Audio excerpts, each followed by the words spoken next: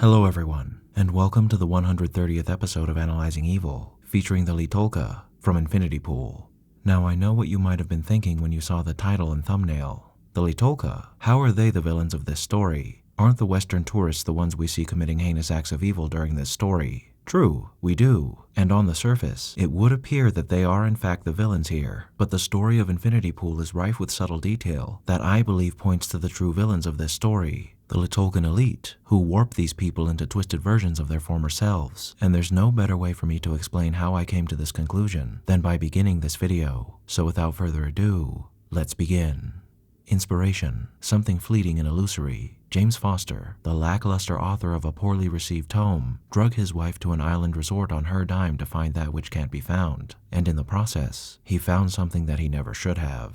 It is with vehicular manslaughter and a pact with the devil that James Foster comes into contact with powers not of this world, and a group of people who seemingly abuse that power for their own pleasure. But in order to understand what happens to the characters of this film, we need look no further than to the setting we find them in. On this surface-level paradisal island, we're shown a familiar, yet odd society. With all the makings of a banana republic, Tolqa is very reminiscent of your stereotypical impoverished island nation, lorded over by a despot. One that's complete with fabulous resorts, suffering people, run-down jailhouses, and foreboding military policemen. What's strange about Tolqa is that it's rife with occult-like symbolism. Their writing system is made up of characters that look like a combination of symbols that you might find in the Lesser Key of Solomon, a popular book on the occult, and Sanskrit, and their reverence of seasonal changes using strange, low-toned music and horrifying masks is reminiscent of pagan rites and rituals that you can find throughout the world. Perhaps it's only fitting then that a place like Tolqa would be home to a revolutionary type of cloning technology, one where a person's memories and experiences are implanted into an exact copy of themselves to make a body double that's near indiscernible from the original host.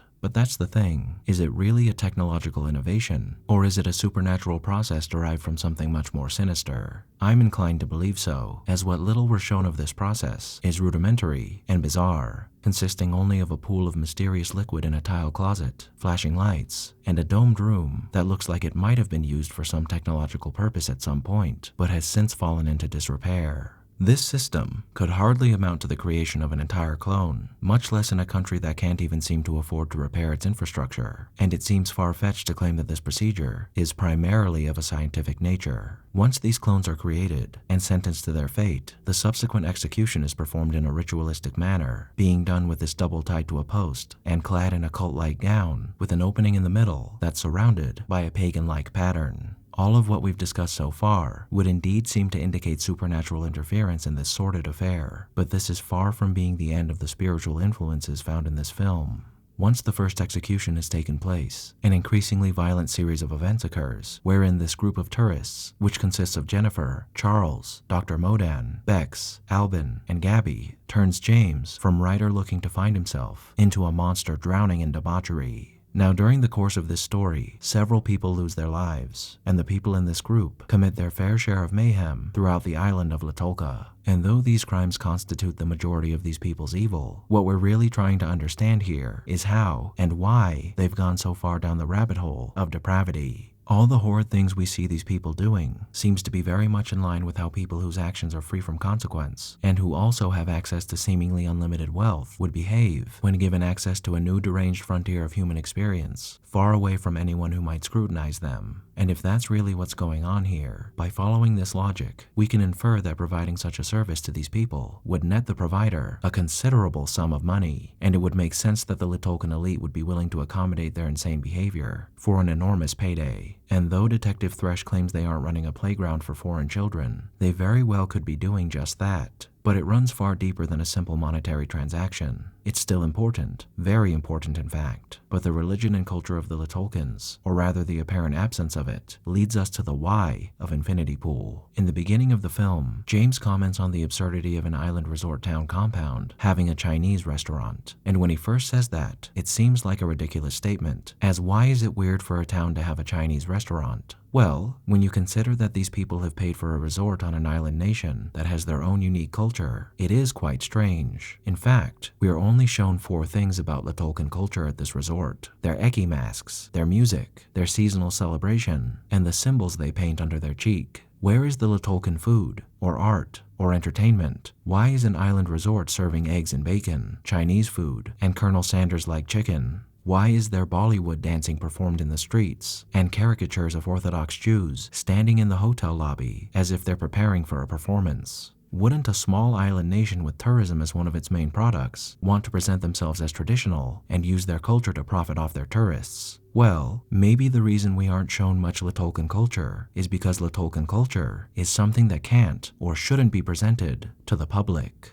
From what little we're given of their culture, most of it is unsettling and strange, and it could be that all that Tolqa really is can be found in their strange religion and the culture built around it, a culture entirely founded upon dark rituals and murderous practices, a people who can't display their true nature to the outside world lest it be misunderstood and taken away from them. With that in mind, I think what we see in this film is the Tolquen operating a gruesome business that brings them far more income than any traditional tourist trap ever could. One that serves a much more sinister purpose, the ritualistic punishment of outsiders for daring to defile their homeland with their presence, and the use of their persons as agents to bolster their coffers in an incredibly diabolical way. When James first gets together with the tourists, they discuss the prospect of whether or not they're actually the body doubles, and their original selves were killed. Well, I believe that this is indeed the case. When each of these people committed their crimes against the Tolquens, their real selves were the ones who were executed, and their body doubles were allowed to live on. Why this happened was for two reasons: to create artificial humans who are tied to the Tolquens and their culture, and to horrifically punish these people by ensuring that the new incarnations of themselves would enter into a cycle of overindulgence and death, ripping their souls apart with each reincarnation.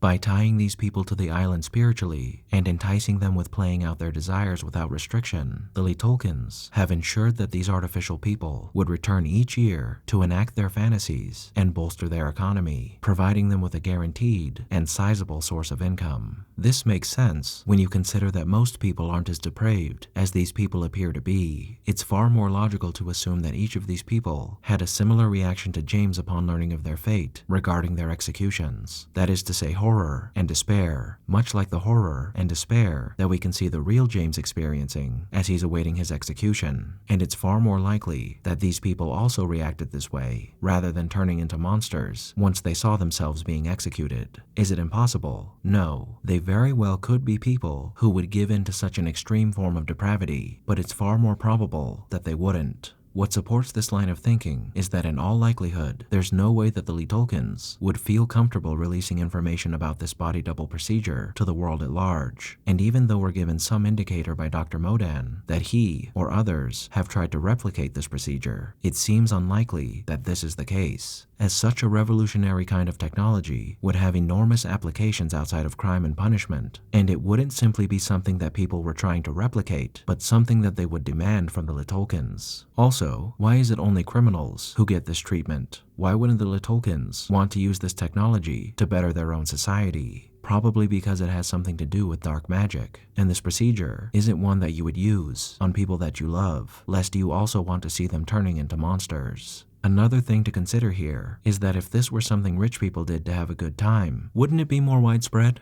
Why is this procedure and the actions associated with it only relegated to people who have committed crimes? I think it's reasonable to assume that in some sort of supernatural way, these people are prevented from discussing this procedure outside of Tolqa, and instead, they're allowed to go back into the wider world so they might continue to create wealth for themselves. Cash cows that the Tolquens drain every year once they inevitably return to the island, keeping them in this form of spiritual torture until they've exhausted their use. And even when they have, they can use these people to create more guinea pigs for them to siphon, just like they did with James, an infinity pool of suffering that will continue so long as there are powerful and wealthy idiots for them to take advantage of, a punishment for these interlopers' souls that goes beyond death, and a valuable asset for an island that's isolated from the world to hold in their hand. What might throw a wrench into this idea, someone who is horrified by all this, returns to society with this knowledge. But if these people are capable of creating demonic clones and essentially controlling them, it's likely that they take measures to ensure that M was given the same modification to her mind that prevents these clones from revealing the truth about Tolqa.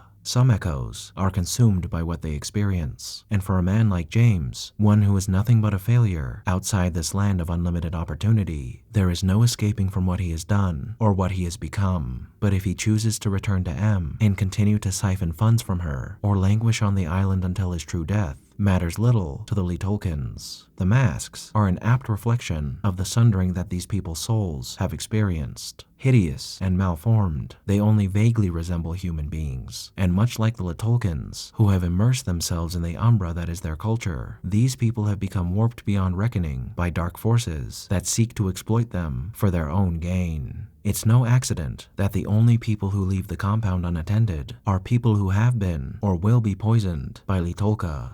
It's no accident that the man who rents his car to Gabby and Albin is related to the detective who convinces these people to undergo this procedure. It's no accident that the lights flicker as James is driving, so he might incriminate himself by accidentally murdering someone. It's no accident that these people are introduced to a traditional Tolkien hallucinogen that further corrupts their minds and bodies into caricatures of the cruel and privileged foreigner exploiting the populace for their own pleasure. Everything is controlled and monitored. All that these people experience and do is done with the express blessing of the dark gods of Tolqa. And whether you choose to serve as their subconscious financiers or you succumb to the miasma infecting your mind, you find yourself a marionette dancing on strings crafted from pure evil. Thank you all for tuning into this episode of Analyzing Evil, and I hope you've enjoyed. What are your thoughts on Infinity Pool? Did I miss anything? Let me know down below, and leave a suggestion for a villain you'd like to see featured while you're at it. If you like this video, hit that thumbs up button, and make sure to subscribe if you haven't already. A big thank you to all of my subscribers, to my patrons, and anyone who's decided to honor me with a super thank. And a most vile thank you to those whose names you're seeing on screen now.